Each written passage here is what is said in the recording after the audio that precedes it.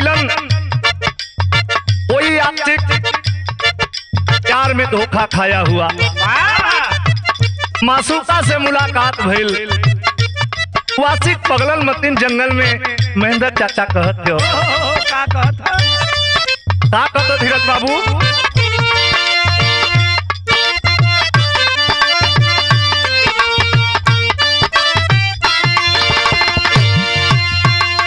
ये गलत उठता पता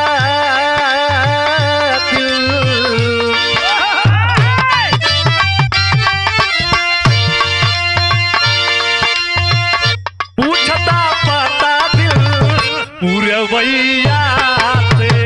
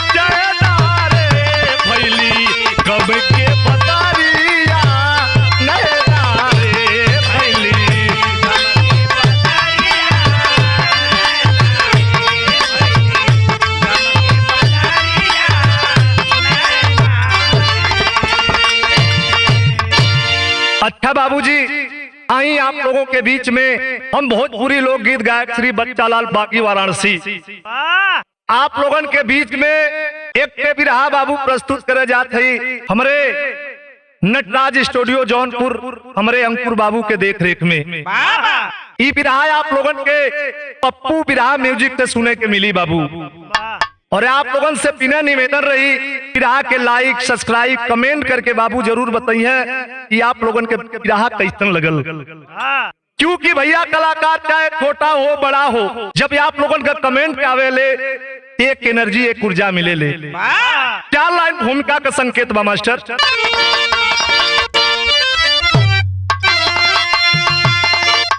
दास्ता एक दिन की सुनो दोस्तों, तजिया जो क्या नगर चल दिए गए लखन, राह चलते रहे शाम होती रही, पर दिल में नहीं आता उनके चयन। माँ बिकल हो के रामू से पूछन लगी, अरे तो होकर खड़े हैं दुधन,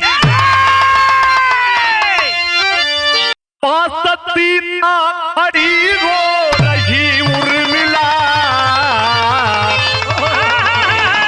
आज वीरान सा लग रहा है चमन।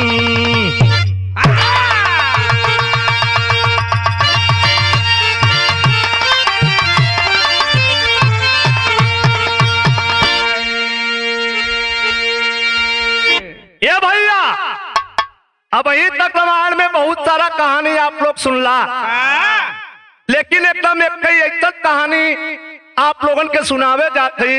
वहीं तक तो लोग जनला की हनुमान जी बाल ब्रह्मचारी रहना, लेकिन ये बिरहा में हनुमान जी बियाह कैलन और 9 लड़का पैदा कैलन। कौवाली के यहाँ छोड़ा लगल हो मास्टर।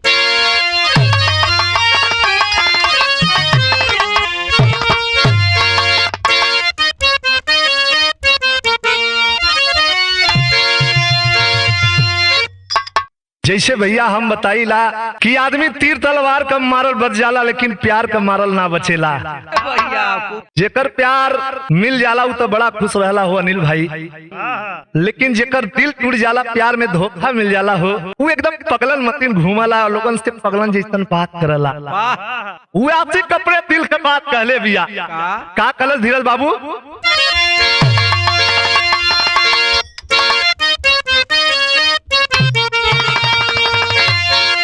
यही कहता है कि डरे पदर मुझी को दिल से, डरे पदर मुझी को दिल से, अरे दादा दे गई डरे पदर,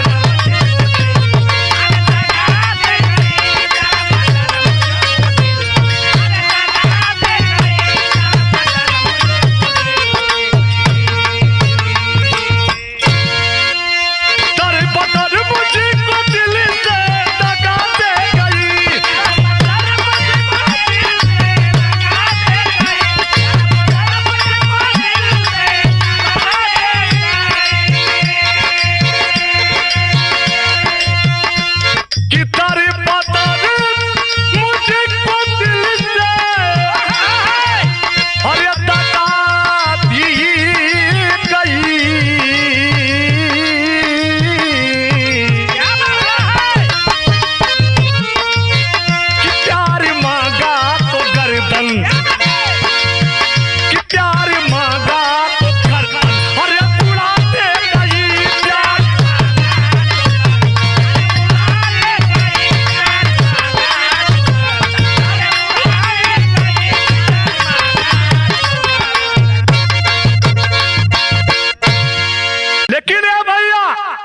कवि जी बड़ा सुंदर भाव लिखलन हो धीरज बाबू, कैसे?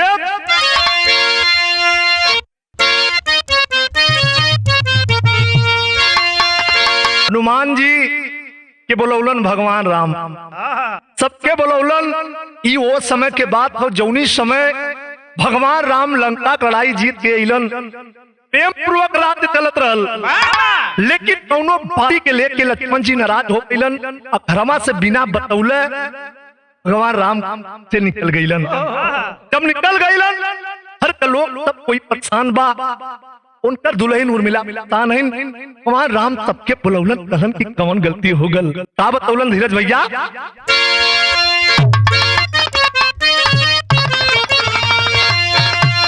हो गई क्या खता की, अरे हो गई क्या खता, रूठ करके चल दिए हो।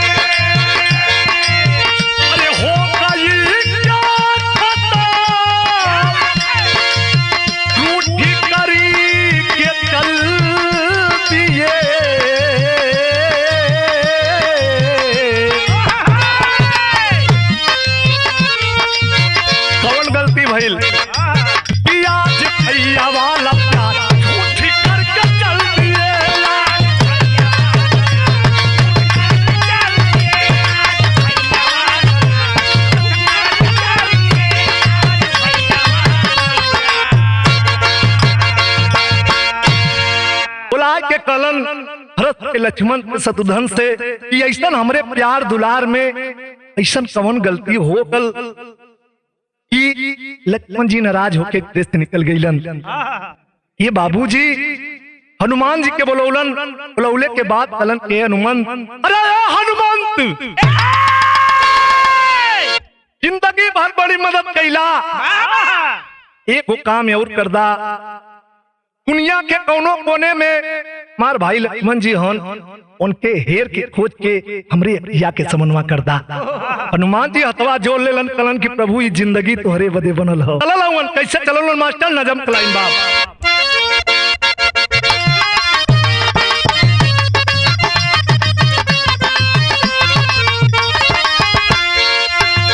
भगवान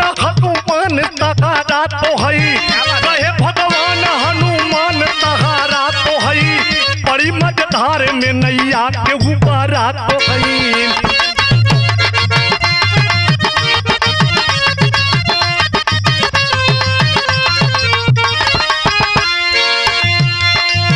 लाता शक्तिपात पे होत लखन भाई थे, लाता शक्तिपात पे होत लखन भाई थे, त जीवन बूटी को पिला बने तकाई थे।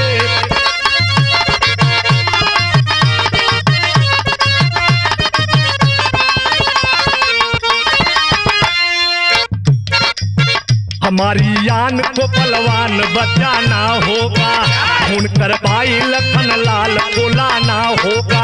हमारी यान को बलवान बचाना होगा, हमारी यान को बलवान बचाना होगा, खून कर भाई लखन लाल को लाना होगा।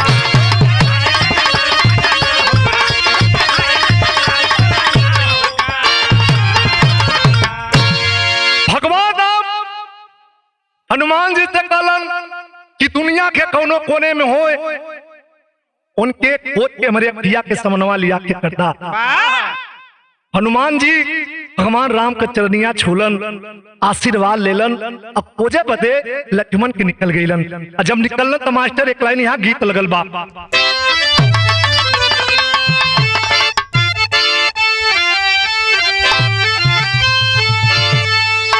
वो जमाने में रामदेव गुरु जी गाँव में देखले तो ना रही हो भैया, रामदेव तक क्यों ना हुई, लेकिन जहां तक हमारे हिम्मत पौरुख बात तहां तक गावत थी।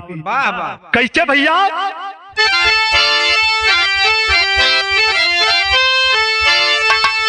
स्वर्गीय रामदेव गुरु जी अपने जवानी के आलम में के बड़े लचकाए के गाँव में कैसे गाँव हो धीरज बाबू?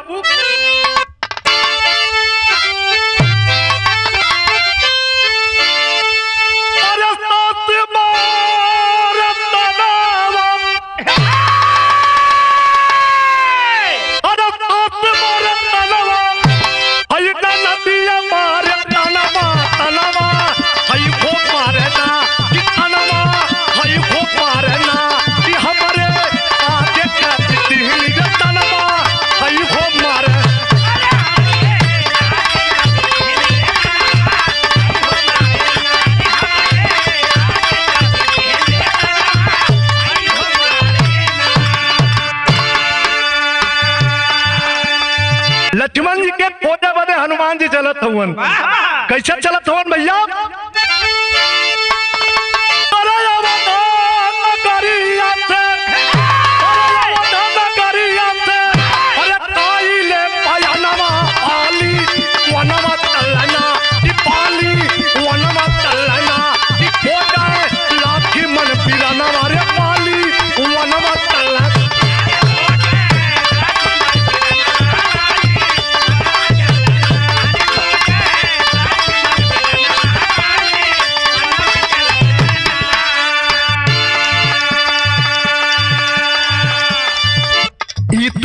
जात कभी करता गलतिया, आए ना नजर कही लखन बिसनिया,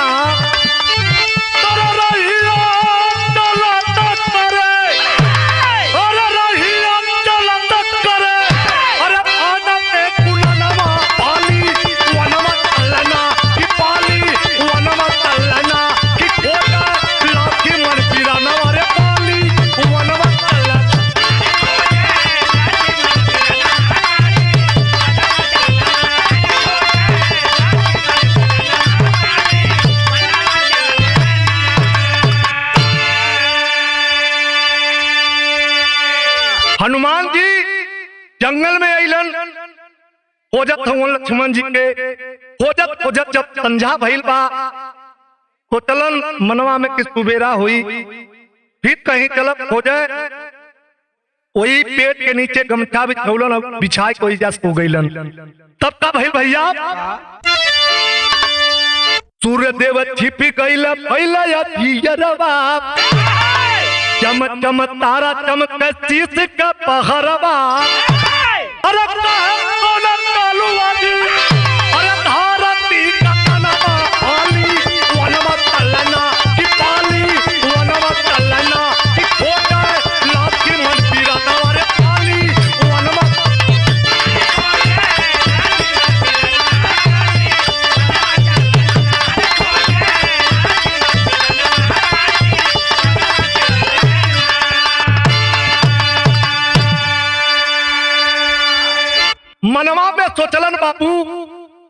चाहे कुछ भी वही प्रभु का आदेश लगल हो, खोज के जरूर लेके आई।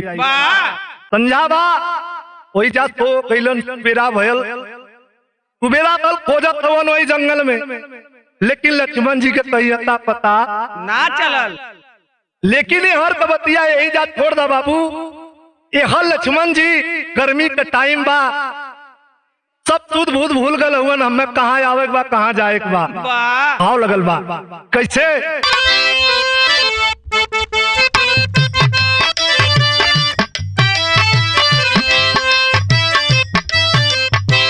सुधि भूति भूली गईले लखन पीतनिया हो, लखन पीतनिया हो, ओही तरवर के किनार जी। बतावल गईल चलत हवन जंगल में चलत हवन, खुद भूल तारा भूल गईलन, मनवा में सोचत हवन का करी। तब का भइल बाबू, मनवा में सोचे लक्ष्मण नदी के किनारावा हो, नदी के किनारावा हो, तुझे नहीं कावानो उपाय जी। ये भैया गर्मी का महीना बा, सोचलन के सरोवर में थोड़ा सा स्नान कर ले, स्नान कर ले, फिर जहाँ चले बा तहाँ चलब। तब का भइल बाबू, हिल के नदियावा में कोतवा लगावे भैया, कोतवा लगावे हो, पन के मारा दवई से नार जी।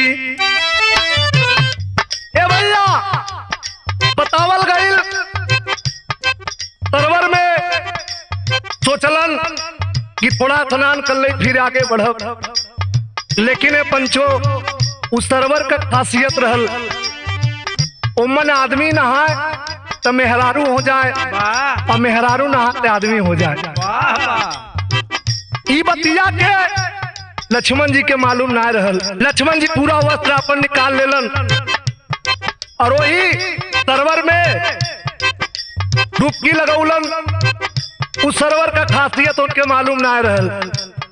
डुबकी लगा के किया मुख के हो महेंद्र चाचा, जौनी समय हई बदनिया के मले चालू कैलन, कुलूच खाल हो गल। जब ऊच खाल हो गल देखत हुआ नीचे तो बड़ा परेशान हुआ, कहलन करे भगवान ई कौन विपत आए गल, बदल गए। लेकिन बतावल गई इतना सुंदर इतना सुंदर इतना सुंदर मेहरारू बनलन कि कवि जी के यहाँ मास्टर तेरी के लाइन देवे के पड़ल।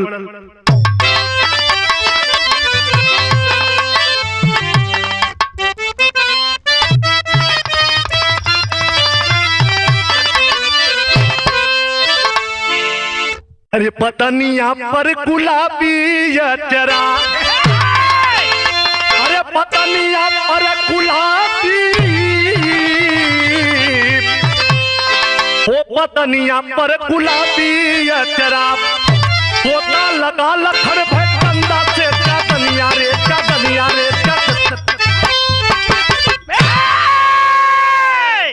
गोता लगा लखन भे चंदा से चदनिया हो, बदनिया पर गुलाबी अचरा। ये भैया इतना सुंदर मेहरारू बन गईलन कि देखवैया के थमवैया लगे। उनके सुंदरता का वर्णन हमारे मानिका कवि जी ने छंद में बहुत अच्छा लिखा। कैसे लिखलन बाबू,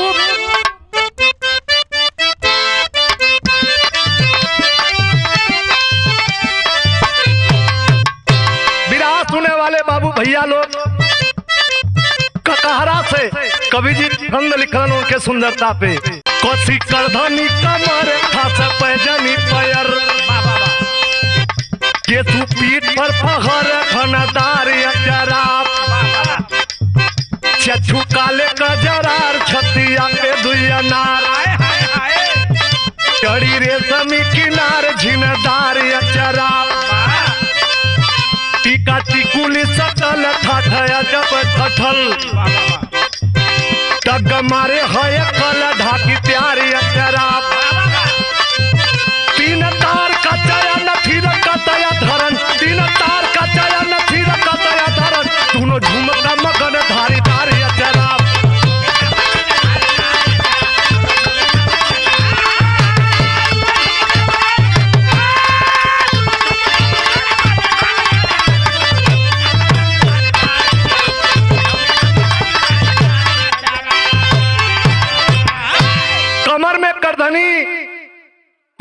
पैजनी आंख में काजर पे उठलाली 3200 रूप तुलहो श्रृंगार सजाए कोई नदी के किने हर त्योहार करत हवन केहू लौकत ना बा। वही समय हनुमान जी खोजत कैलन नदी के किनारे पे देखलन वो सरोवर के किनार पे एगो सुंदर के मेहरारू हर त्योहार घूमत हो। हनुमान जी के थोड़ी पता हो कि ये लक्ष्मण जी हवन। तब का भइल बाबू ये लाइन यहाँ गीत लगल बाप।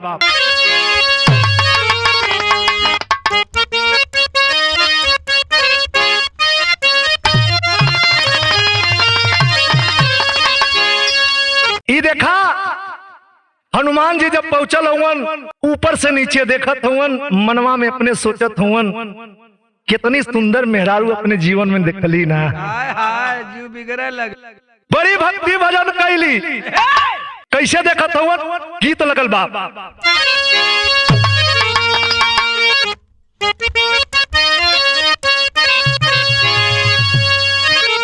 कौनो दुल्हन का दुल्हा परदेश में बा। ये तो जमाने में भैया मोबाइल होगा लेकिन वो जमाने में चिट्ठी चौपाती लिखा है तो का हफ्ता में पहुंचे।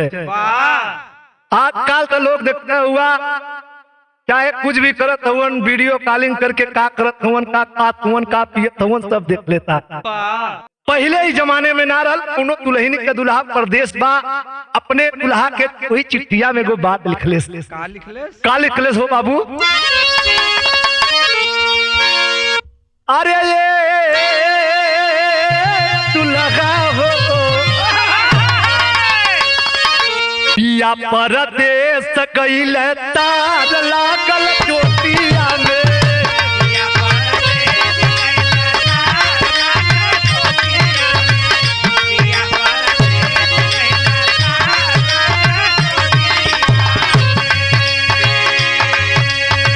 लेकिन हनुमान जी ऊपर से नीचे देखत हवन कवि जी भाव लिखलन का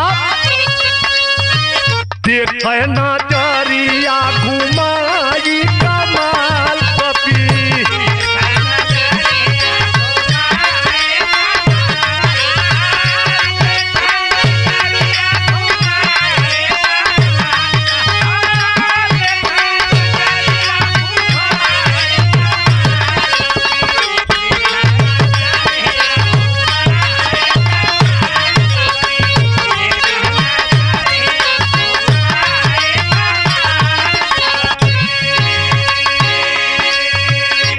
ऊपर से नीचे देखत हवन ऊपर आप ही देखा कपी नीचा भी देखे कपी।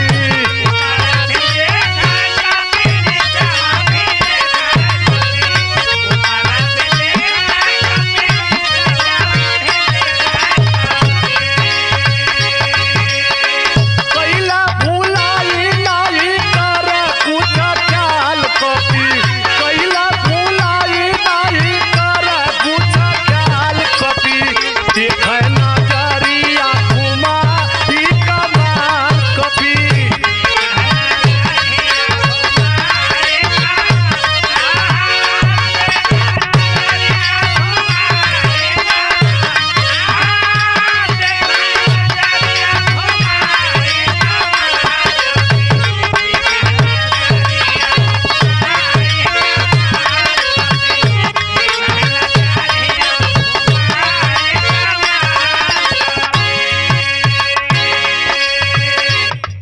खाली निहारत हवन चलन की का हो एहर से कोनो आदमी के जात के देखलू हा वो कहलन कि हमार खुदा अता पता नाय बा हम कहाँ से आल हई हमें कहाँ जाए के बा।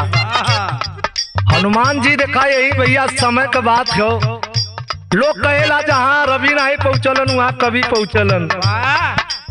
हनुमान जी ऊपर से नीचे देखत हवन मन में सोचत हवन कि प्रभु का बड़ी भक्ति भजन कैली लेकिन इतनी सुंदर मेहरारू अपने जीवन में ना देखली।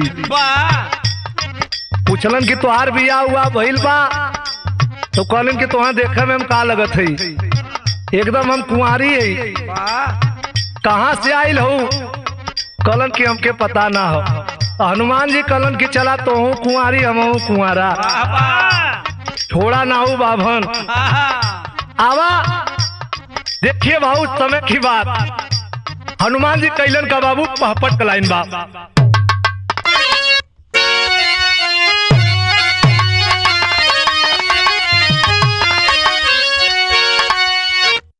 सीधा कली पे अलीगढ़ में राई सरवर तीरे हो, सीधा कली पे अलीगढ़ में राई सरवर तीरे हो, हंस के लूटे लागल प्रेम बरताई सरवर तीरे हो।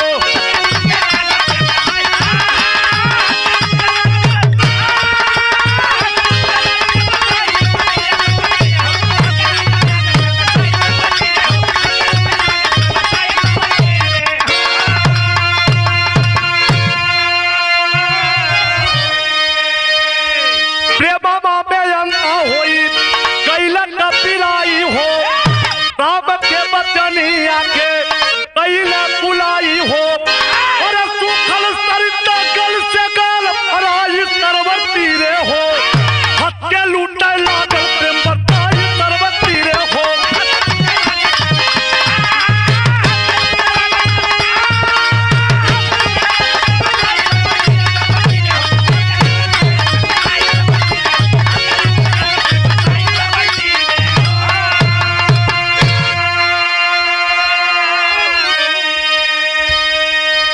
हनुमान जी एकदम प्रेम में इतना अंधा हो गई, एकदम भगवान राम के बतिया के भुला गईलन कि मैं उपा कह के भेजले हुवन।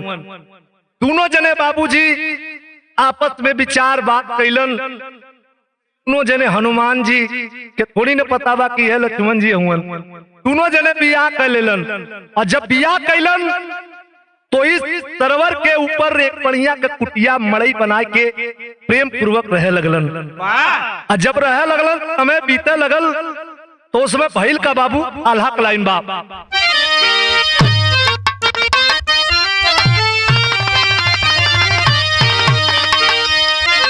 हाय राम समय के ये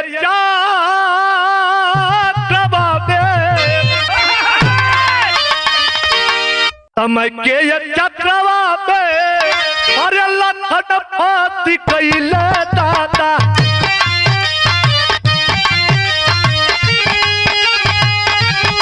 चक्रवा पे फाती कैला हनुमान।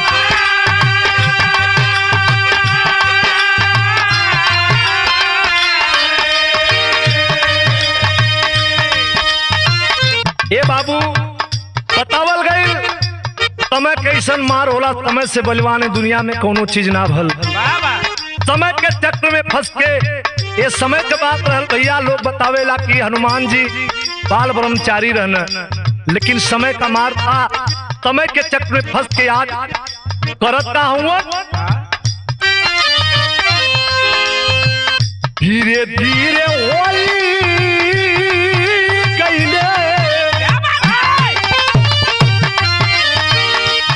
धीरे बोली कैले नवत के ललनवा दाता,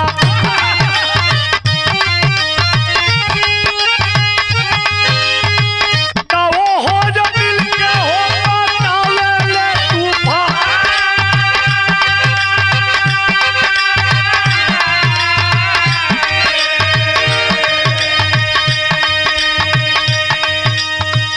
बतावल गई समय बीतल गल, सालों भर न बीते महेंद्र चचा। अरे भैया एक लड़का तैयार हो जाए, धीरे धीरे करके हनुमान जी 9 लड़का पैदा कर दिलन।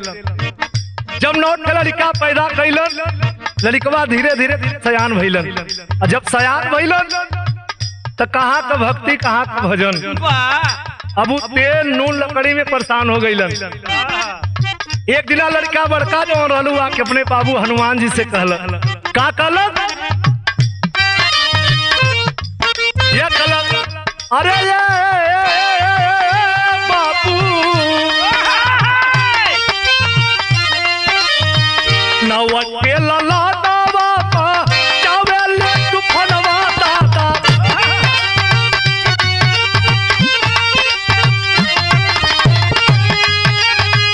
कोई बात हाथी बोला कोई मांगे क्या।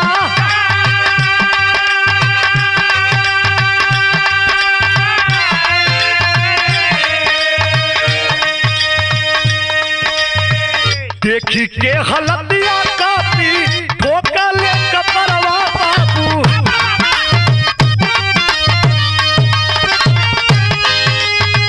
चले यारा होई गईले हायारा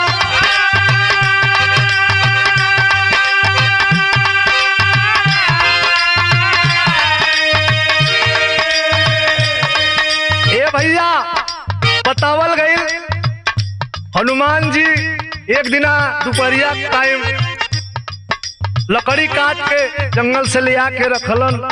वही समय बड़का लड़का पहुंचल कलश की बाबू अरे बाबू देखत हई कहिए तक अमन खिलौना मांगत हई कौनो हाथी मांगत हुआ तो कौनो घोड़ा मांगत हुआ तो कौनो कहत हन कि बाबू हऊ जौन चंद्रमा माई लगत हन उहे लिया के दे दा।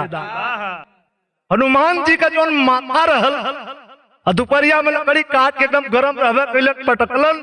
बड़का लड़का कहलत कि बाबू देखत है आजकल तू माई के चक्कर में ज्यादा रहेला माई कुछो मंगाई लाख चोरी करवा लिया के देवा हमने कहिए से हाथी घोड़ा चांद मांगत है लिया के दे ना हुआ एको काम कराई घरे में की तो हमार रह की तो माई रही।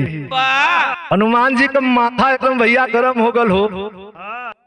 जब गरम पयल लड़का के हनुमान जी एक हाथ मल्लन नवो के हो अनिल भैया नौ लड़का के एक हाथ मल्लन नवो का नौ लड़का ये दुनिया के छोड़ के चल बतलन।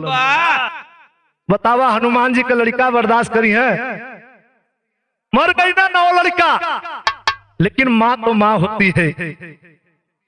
हनुमान जी से कॉलिन कमल लड़का के जियावा नहीं ते दुनिया में हम ना जिया। हनुमान जी कहलन कि तू चल जा तू हमार जाने बच जात। इतना बढ़िया भक्ति भजन प्रभु का करत रहली कौने माया जाल में आके हम फंस गईली। हे भगवान यह माया होला यह संसार होला आज हम जान भी गईली। आखिरकार बड़े ऊंचाई से वो सरवर में जा करके जब कुदलीन भैया पनिया के निचवा से जब ऊपर आये तब फिर हुए लक्ष्मण के रूपवा आई गल। पहले आप लोगों के बतौले रही सरवर का खासियत उमने आदमी नहा तो मेहरारू हो जाए और मेहरारू नहा तो आदमी हो जाए। जब उन्हीं समय लक्ष्मण के देखलन हनुमान जी दौड़ के जाके कहलन का बाबू खड़ी कलाइन बा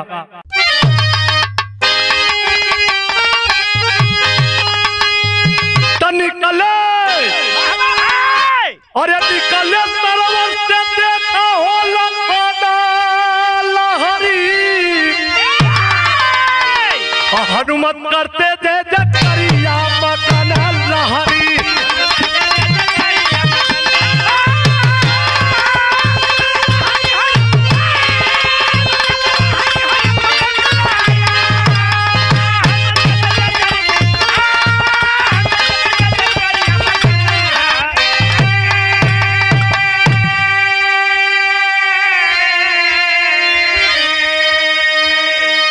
ए भैया हनुमान जी जौनी समय लक्ष्मण के देखलन हो जय जयकारी लगा के जाए के छतिया से लगाए लेलन।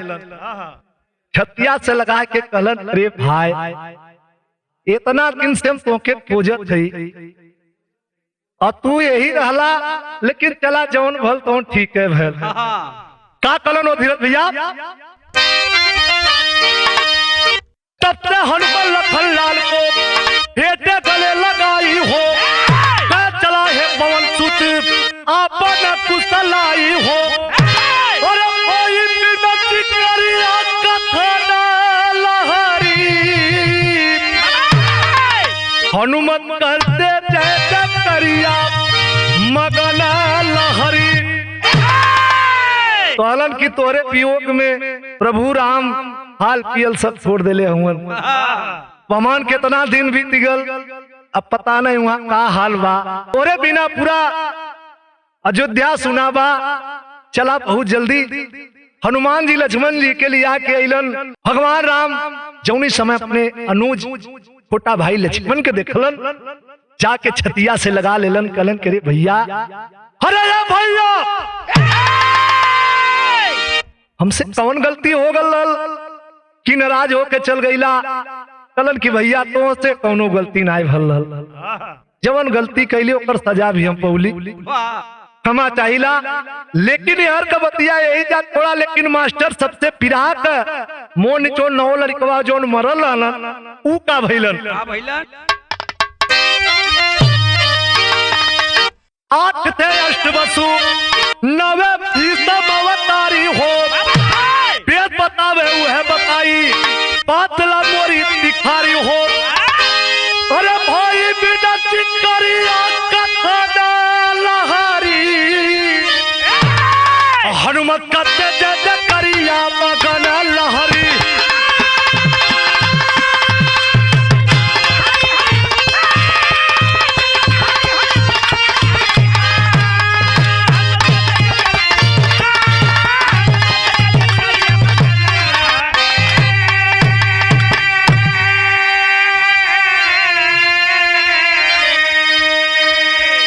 जौन 9 लड़का रहलन, 8 लड़का मिलके अष्टवक्र का नाम आप लोग देखले हुई हैं, सुनले हुई हैं। वाह अष्टवक्र बड़ा टेढ़े बेड़े 8 लड़का मिलके ऊ पैदा भइलन। और 9वां लड़का जेकर नाम रहल लोग बतावेला भीषम दादा, लेकिन हम बतावते भैया उनका नाम पहले देवव्रत रहल। वाह राजा संतनु का लड़का रहलन, गंगा जी से विवाह कैलन राजा संतनु। तो गंगा जी वचन लेलिन कि जौन लड़का पैदा होई ओके हमके तोहके देवे के पड़ी, अगर जइया रोक देला वही दिन हम चल जाब। वाह ए भैया लड़का पैदा हो ले जाए कोई गंगा जी में बोर दे, लड़का मर जाए। 8 लड़का जब और के मुआ देलिन गंगा जी, तो 9वां लड़का यह देवव्रत यानी भीषम दादा पैदा भइलन। वाह ले जागिलिन तो राजा संतनु के दया आ गल कि आखिर हस्तिनापुर का राजपाट के चलाई। वाह गंगा जी के रोक देलन तो गंगा जी उनके दे देलिन, कहलिन कि तू ले ला अब हम चले। और उनके उदासे मने राजा संतनु रह लगलन। वही एक मनपोदन नाम की जात की मल्लाहिन थी बाबू, जाके वही के रोज देखे। मनवा में वो मल्लाहिन से मने मने प्यार करे लगलन। ई बतिया के देवव्रत के पता चलल, लेकिन सब जो मल्लाह थे वो राय किए। राजा संतनु से कहलन एकरे पेटे से बिया वही शर्त से हुई, एकरे पेटे से जो लड़का पैदा हुई वह हस्तिनापुर का राजा बनी। वाह ई बतिया के मनलन ना कलन, जब ना मनवा का बिया ना होई। जब मालूम चलल देवव्रत के कहलन कि भैया चला ठीक बा, आज से मैं गंगा पुत्र प्रतिज्ञा करता हूं मैं आजीवन शादी नहीं करूंगा। तो भैया वो मल्लाहिन का राजा संतनु का बिया भल, वही से 2 लड़का पैदा भइलन, चित्र विचित्र। वाह वाह बड़ा देखई में पुअर रहलन, तयान भइलन। उनने से कोनो राजा अपने लड़की से बियाह न करे। यही भीषम दादा भैया यही काशी नगरी से अंबिका अंबाला वाह जीत के लेके गईलन। चित्र विचित्र का सदिया अंबिका से करा देलन, लेकिन अंबाला बच गई। वाह अंबाला जब बच गई तो भीषम दादा से कहली कि तू हमसे बिया करा। वो कहली कि हम तो भाई प्रतिज्ञा कैले आजीवन हम बिया ना कर सकीले। आखिरकार बाबू जब बिया ना कैलन तो चिता पे तो करके अपनी जान दे देती है, लेकिन श्राप देलस कि जैसे भरल जवानी में हम ही दुनिया से जाते वैसे एक दिन तू बांध के सैया पे सुतवा। वाह तो भैया वेद का लबे तो ये आप लोग गूगल में रिसर्च मरबा तो ना मिली, लेकिन हम बताइला गूगलों में कोनो आदमी लिख के डालन भैया। अगर गौले बजौले में बच्चा लाल बागी से कोनो गलती हो जाई तो भैया क्षमा चाहिला। अंत में हमारे गुरु घाने के परिचय बा। गुरु बिहारी गुरपत्तू गुरु रामदार गुणकारी,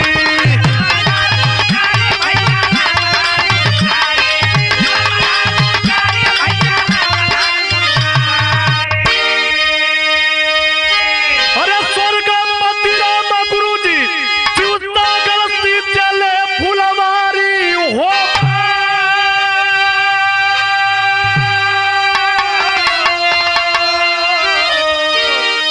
बदनिया